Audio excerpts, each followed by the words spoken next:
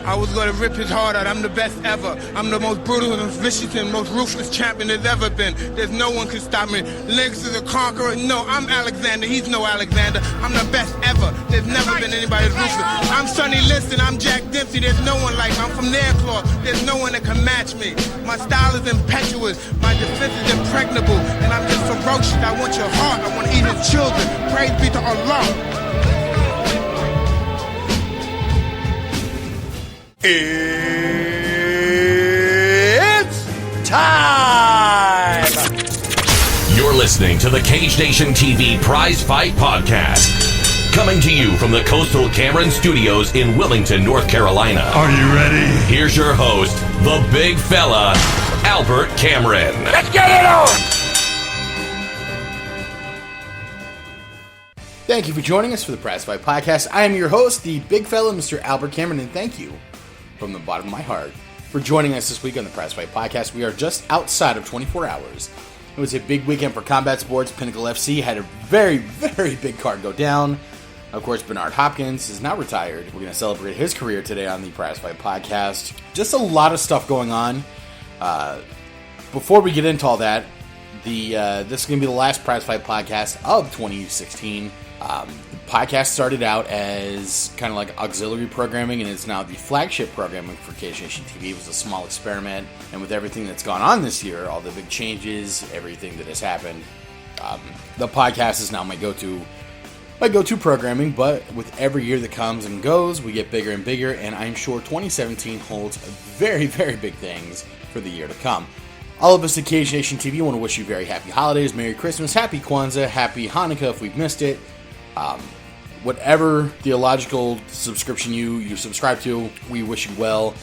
And we're not going to be able to talk to you before New Year's, but we're hoping that everyone has a tremendously fruitful 2017. Has to be better than the garbage fire that was 2016. So from all of us to all of you, may your 2017 just be so ridiculously successful and fruitful and prosperous. And may every one of you have more happiness than you really know what to do with. Coming up on the Prizefight Podcast, again, the Pinnacle FC results. Can the UFC continue to not operate without Mark Cherico and Dominic Mazzotta in their featherweight division? Bernard Hopkins is retired. We're going to talk about what happened this weekend, also what happened in his career. And then the Double M AAA, it appears they are starting to crack. And we're going to tell you about all the writing on the wall. What could happen, what's happening right now. It's a big episode of the Prizefight Podcast, so you don't go nowhere. We'll be back after we talk to some sponsors. Cage Nation TV is looking for bloggers and news contributors to help expand our reach into new markets. We're looking for writers to cover boxing, kickboxing, Muay Thai, traditional martial arts, wrestling, Brazilian Jiu-Jitsu, and mixed martial arts. If you're interested in this completely volunteer, unpaid opportunity, visit www.cagenationtv.com/opportunities or email a writing sample to cagenationtv@gmail.com. We're looking for folks with genuine enthusiasm for the combat sports who enjoy sharing their opinion. This week in MMA history. This week in MMA history, December 18th through December 24th. December 20th, 2014, UFC Fight Night, Machida vs. Dalloway. It was announced that former UFC light heavyweight champion Quinton Rampage Jackson had signed a new deal with the UFC. Jackson had been under contract with Bellator, but felt free to sign a new deal with the UFC because he felt that Bellator had breached their contract. Jackson would be forced back to Bellator as part of the contract settlement. December 23rd, 2000 at Pride 24, Cold Fury. The Gracie Hunter Kazushi Sakuraba gets a decision victory over high-end Gracie, a fight that would cement his legacy over the famous fighting family. December 21st, 1997 at UFC Ultimate Japan. MMA legends The Legend Frank Shamrock and the Gracie Hunter Kazushi Sakuraba would make their UFC debuts. Kazushi Sakuraba competed in the middleweight tournament despite being too light for the weight class. Sakuraba would have his first fight with Conan Silveira stopped when Sakuraba dropped to attack with a single leg takedown. Referee John McCarthy thought that Sakuraba had been knocked out and stopped the fight for his safety. Sakuraba would go on to be a replacement for an injured Tank Abbott and would defeat Silveira in the finals, becoming UFC Japan Tournament Champion. Sakuraba would take the microphone from Bruce Buffer and famously say, "In fact, professional wrestling is strong." Cage Nation TV would like to take a second and formally thank all of the businesses that have taken the time to sponsor a mixed martial artist or a boxer as they have trained to attain greatness. In the world of business, it can be looked at as an advertising expense to get your name out there. But did you know that your sponsorship dollars is actually keeping the American dream alive? Your help and support is actually changing the lives of aspiring athletes. Working hard and reaching for the brass ring is truly the great American story. We encourage all of our listeners and followers to support businesses that sponsor your favorite fighters. And thank you to those businesses for your continued support and encouragement. Welcome back to the Prizefight Podcast. Of course, I'm your host, the big fella, Mr. Albert Cameron, and I cannot tell you how honored I am you are listening right now. This is what I enjoy doing MMA coverage. This is what gets me out of bed and something I want to definitely keep doing. And calling fights. If you're in the North Carolina area, and we're going to focus a lot on North Carolina in the next coming weeks about getting fights into Wilmington. Hint, hint, nudge, nudge, wink, wink. Certainly want to get back to calling fights as well. North Carolina, looking at you. We're not talking about North Carolina right now. Right now, we're focusing on the Steel City, Pinnacle FC, Challenge Series, Mark Cherico, Dominic Mazzotta, both victorious. And if you listen to our coverage from last week, you know that I said it could have gone either way. Well, it went in favor of the hometown heroes. The Pride of Bloomfield, Mr. Mark Cherico, himself said, I got clipped, but then I scrambled for a takedown. And unfortunately, Antonio Castillo Jr.'s leg got broken, and Cherico felt bad about it. I've yet to come across a warrior who wanted to break another warrior's limb out of malice. That's just not how MMA fighters are. I mean, there might be some. If you fight John Jones, you might get poked in the eye. If you fight Gilbert Ivel, you might get a referee knocked out. And if you fight Chet Congo, you might get kneed in the groin. But in Pittsburgh, fighters don't fight like that. It doesn't go down like that. Cherico genuinely felt bad. But there has to be a winner, there has to be a loser, and Mark Cherico comes out the winner. Now, with Castillo Jr. clipping Cherico the way he did, if you listen to the Prizefight Podcast last week, I said that it's anyone's fight because Pennsylvania will not allow for mismatches. Castillo was in a good spot until that takedown happened. Cherico got clipped a little bit, and then he went with instinct. He'd been working with Isaac Greeley and guys from the Mat Factory. And they've been drilling that takedown. And Castillo's foot got caught underneath him, and when that takedown happened, that leg broke. Force equals mass times acceleration, and that force generated by that takedown was just enough for that leg to break. Now, Castillo Jr. is going to come back. Without a doubt in my mind, he's going to come back. Yep. There's too much raw talent there, too much ability, too much potential to walk away. And I mean, that walking away, that's just something I kind of pulled out of my backside there for a second. Castillo's going to be back. And it's going to be at everyone's benefit to watch him fight again. Dominic Mazzotta defeats Solon Staley to retain the Pinnacle FC Featherweight Championship. The two kings of Pittsburgh Featherweight Division. Mark Cherico was the man until retirement happened for him. Cherico really thought he was going to go work in something other than combat sports, and he had the itch. It brought him back. When Cherico retired after Gladiators of the Cage 19, he defeated Nate the Train Landwehr and was the Gladiators of the Cage Featherweight Champion. So, for one event, for one night, Mark Cherico was the undisputed king of the featherweights in Pittsburgh. He was the undisputed featherweight champion in Pittsburgh. You have two of the promotions in Pittsburgh. Between Gladiators of the Cage and Pinnacle FC, you have two of the promotions. And if you hold the featherweight championship for both of them, that quantifies you as the man. Now, when Mark Cherico was talking about retiring, no one faulted him. If you're looking to take care of your own, you take care of your own, and consequences be damned. That's what men do. But Cherico was able to find a way to keep competing. Now, in the time between his retirement and between his comeback, Dominic Mazzotta was given the opportunity to challenge for the UFC, or not the, it's coming, but not quite yet, the Pinnacle FC Featherweight Championship. And he won. And he has yet to lose it. Ever since Cody No Love Garbrandt happened, Dominic Mazzotta has been a man possessed. And I really think that loss to Garbrandt is exactly what Mazzotta needed to put him over, to get him to that next level, to put himself in the headspace to where he needed to evolve. And that is, in my opinion, exactly what happened. Mazzotta took that loss, he learned from it, he ran with it, and now I think he's in a much better spot to be signed by the UFC than he was pre-Garbrandt. I'm not sure what fire was lit underneath Mazzotta, but it's worked. The people who have been training Mazzotta have done a fantastic job getting him evolved, to get him to become better than he was, to be a more dangerous human being. I think the Dominic Mazzotta of right now, the Dominic Mazzotta Pinnacle FC Featherweight Champion, is a much more dangerous Dominic Mazzotta than the guy who fought Jeremiah Yeager. The first time I ever met Dominic Mazzotta, it was at North Shore's Rise to Power 2. And you talk to the guy, I mean, the kid's just got it. He's very charismatic. He's very animated. He's very alive. And I mean, that, in and of itself, he's a showman. He's a very good showman. And that is exactly what guys like the UFC are looking for. Someone who can sell tickets with their charisma. And Dominic Mazzotta's got it. Same thing with Mark Cherico.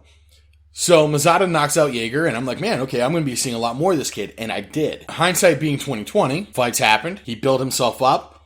And then it's been said how many times? And you can ask coaches, you can ask fighters, you can ask experts, that sometimes you can learn a lot more from a loss than you can from having a victory handed to you. And I think Cody Garbrandt taught Dominic Mazzotta an extremely valuable lesson. Dominic Mazzotta needed that to get to where he's going to be going. There is no doubt in my mind he's heading to the UFC. With everything that's happened in the UFC featherweight division, with all of the BS with Conor McGregor, trying to fight at welterweight, fighting at lightweight, having to vacate the featherweight championship, with Jose Aldo having it handed to him, with Max Holloway being awarded interim champion, the UFC featherweight championship, surely. The UFC featherweight division needs a shot of new blood.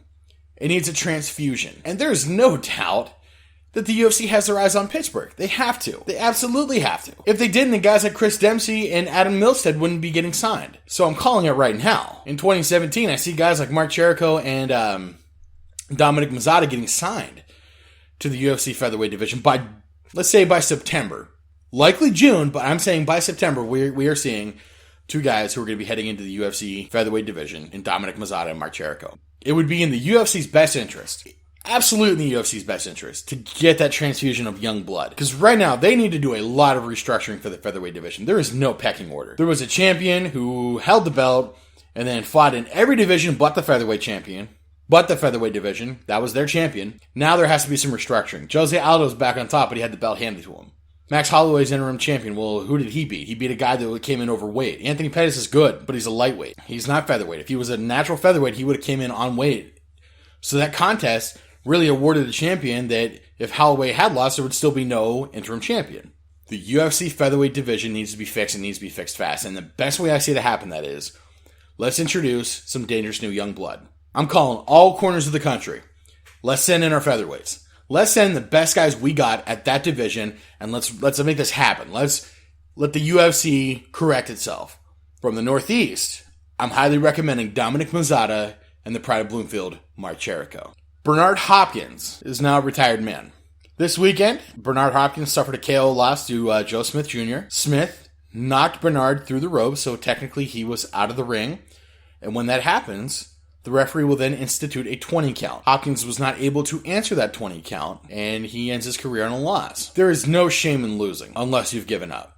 And Bernard Hopkins did not give up. If you come into the ring, come into the cage, and decide you're not going to throw a single punch, and yes, you know what reference I'm making. If you go in to compete and you don't throw a single punch, you make zero offensive maneuvers, and you just kind of give up, why step in to begin with? I've never fought. Let me preface this. I have never competed.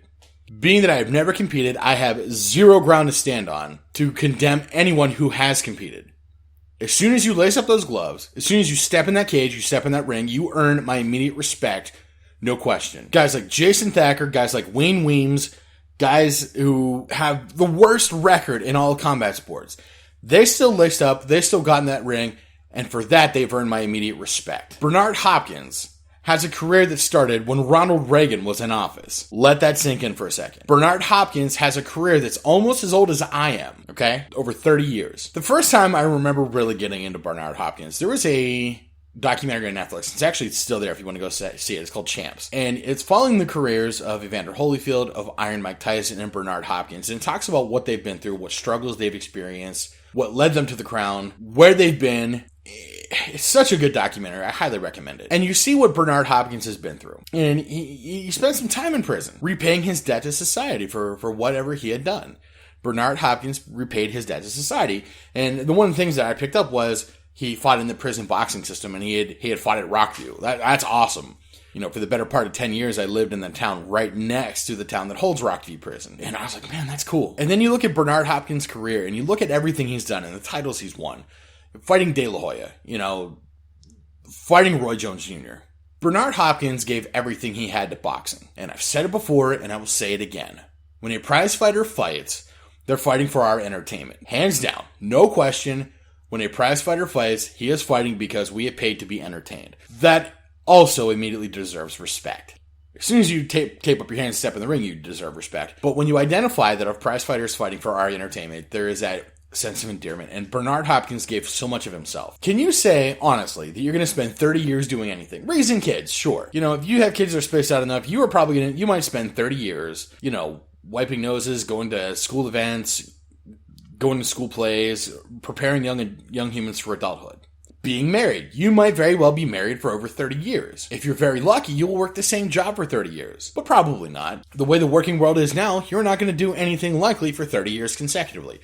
Bernard Hopkins boxed for 30 years. And for that, Bernard Hopkins, from all of us at Cage Nation TV, we thank you for everything you've done. And you best believe if you ever want to be on the Prizefight Podcast, you give us a call, my man. We will make it happen. Closing up the Prizefight Podcast today, we're going to talk about the MMAAA. And the writing's on the wall, my friends. That organization is beginning to crack. We talked about when the MMAAA was announced. Oh my God, it's a fighters union. This is great. Yes, I support a fighters union or association or whatever you need to call it to get things done in the court of law. I support it. Those athletes need to be represented. Prize fighters are no different than football players, no different than baseball players, no different than golfers. They need people representing their best interests. This particular organization might not be the one. Immediately after formation, they were served with a lawsuit. Not a lawsuit, but they were served with a cease and desist letter because their activities may have been potentially harmful for a lawsuit. That lawsuit I'm talking about was one launched by John Fitch, Nate the Rock Cordy, Miguel Angel Torres, the antitrust lawsuit against the UFC, where fighters are claiming that the UFC's business practices are preventing them from earning as much as they might be entitled to. Antitrust and monopoly refers to when an organization engages in business practices that does not allow for other companies in the same industry to compete, which before, I'd say maybe 3 years ago, yeah, that's not the case at all. Between 2005 and 2009, how many MMA organizations popped up, got TV deals, and then fizzled out because they couldn't support themselves? They were trying to go too hard, too fast, too soon, trying to compete with the UFC. I think with the advent of Fight Pass and the deals that the UFC's been engaging in to get other fight promotions on Fight Pass, now we're getting into an opportunity where antitrust and monopoly might be more appropriate to say. I love the UFC. When you love something, like a sport, like a fighting league, like an athlete, you like to romanticize it, say, man, they couldn't possibly be doing something seedy and underhanded, but anything's possible. They might not be perceiving it as seedy and underhanded. They might feel that it is aggressive business tactics to remain superior. My point of contention is, where the UFC might be vulnerable, is that with UFC Fight Pass, if I were to own Big Fella Fighting Championships, and I could try to get a cable deal of my own, or the UFC comes along and says, hey, you could be on Fight Pass, but you can't do X, Y, and Z. Well, it's Fight Pass. My fighting organization gets to rub elbows with on-demand events that are legendary. As far as MMA is concerned, UFC is still the gold standard. All of the highlight reel moments, all of the big MMA moments have happened with the UFC. And if they haven't happened with the UFC, they happen with Pride, which the UFC owns.